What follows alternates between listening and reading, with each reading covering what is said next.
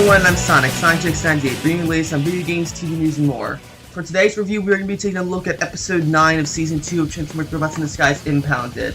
Now, after the episode last week with Episode 8, Bumblebee's Night Off, Episode 9, Impounded, kind of slows things down. This is more, as I said, like, was suspended, more a filler episode, but like Bumblebee's Night Off, it was still enjoyable. Not as enjoyable as Bumblebee's Night Off, but I think there were still some parts that kind of made me cringe, or just I didn't find boring to watch. But overall, I think this was a solid episode. Keeps the flow going. Doesn't really hype me up or anything, but it was still a good episode. So we're gonna go ahead and what this episode did right and what it did wrong.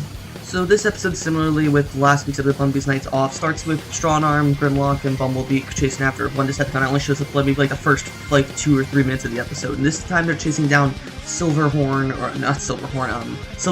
who is basically a silver version of that one Buffaloid from Season 1, Episode 5, what would Optimus do? Basically, Bumblebee and Strongarm have Grimlock stay back because they can't risk Grimlock being seen by people due to his dinosaur form. And so while Bumblebee and Strongarm are kind of, like, having trouble dealing with Silverhound, Grimlock decides he can try and help him, but he ends up being thrown into this carnival, and so all the kids see him, but they don't know if he's the Autobot yet. So during this, Strongarm manages to take down Silverhound with, like, a couple shots, which is actually pretty impressive for her, and then she goes to cover up Grimlock, and so they get out without blowing their cover. So because of this, Bumblebee decides that since Grimlock's too hard to, since they've been, not this too hard, because, they've had so many close calls with him, Bumblebee decides to not have Grimlock come on any more public missions. This obviously makes Grimlock sad because he feels like they need to be part of the team, that they need him. And so, basically this whole episode focused similarly, so, like, I like that Season 2 is focusing a lot on Grimlock and his, like, weaknesses, because we saw Strongarm develop in Suspended and Misdirection, with Strongarm proving that she can beat Steeljaw and that she doesn't need to, like, that she should stop blaming herself for everything. We saw with Bumblebee in the Overloaded series and Bumblebee's Night Off, where he learned to become a better leader, and now we're seeing with Grimlock here in Brain Power in this episode. In this one, Grimlock's obviously sad that he can't work with Bumblebee and Strongarm anymore, so then Fix realizes, and he and Grimlock group together try to find a disguise to go through. Now, while it's not shown, we yet finally learn eventually that Fix-It ends up creating a crane disguise for Grimlock under the guise that it's like a kid-friendly crane or something. Now, what I've heard from this is actually a nod to the original Robots in Disguise anime cartoon from 2001, in which that show's version of Grimlock ended up transforming into a green crane just like this Grimlock, so I think that's a nice nod to that. After that, we cut into the main story of the episode, which involves Bumblebee and Strongarm heading into Crown City to try and find Quillfire, who's supposedly stealing stuff from various, like, car shops. They end up chasing Quillfire, who has been accompanied with 2 new Minicons, back and forth. Basically, they have telekinetic powers, and then back can pull stuff towards him, while Forth can push things away from him.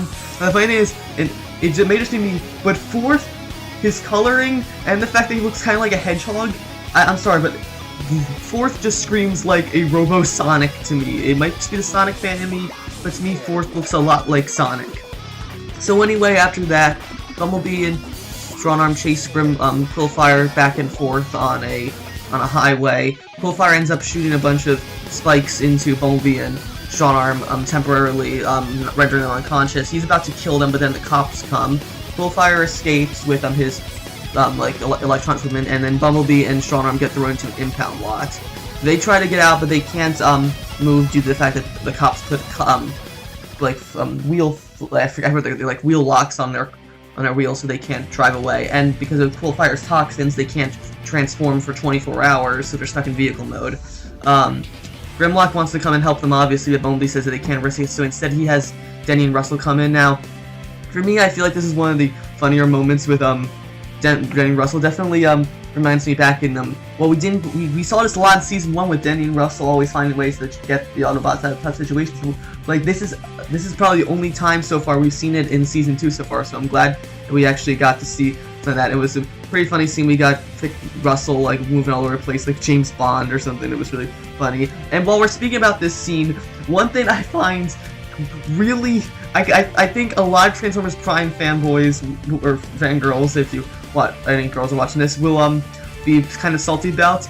Next, in one scene with Strong Arm, when she and Bumblebee are surrounded by all the other cars, to the left of Strong Arm is Knockout's car model. If you remember Knockout from Transformers Prime, he was the Decepticons field mech that ended up becoming an Autobot at the end of the series. Now, well, obviously this is a Knockout. That is clearly Knockout's car form, which was based off an Aston Martin.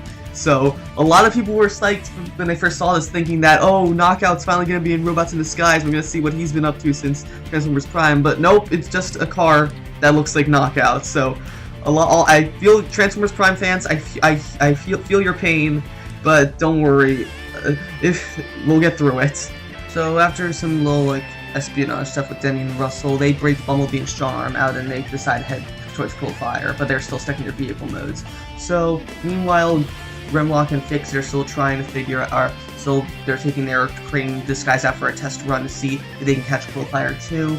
It works pretty well, no one notices them, and then eventually they end up getting to Cold Fire first. They do a little thing there, Grimlock still getting used to his disguise, so Cold Fire ends up wrecking him. Bumblebee and Strong Arm come in to save him though, and at first Bumblebee and Strong Arm don't even recognize him, so because his disguise is that good, and Bumblebee, when he finds out, Bumblebee wants Grimlock to go back, but then Grimlock's like, oh, you can't because I have a good disguise now. Bumblebee's like, yeah, okay, fine. And so they all go there. They go to this other base. Bumblebee and Charm will take out back and forth, and then when it comes into Cold Fire tricks Bumblebee and Charm into falling into like a little like repair chute in the car garage. So because they can't transform, they're stuck in there. So it's up to Grimlock and Fix to deal with them.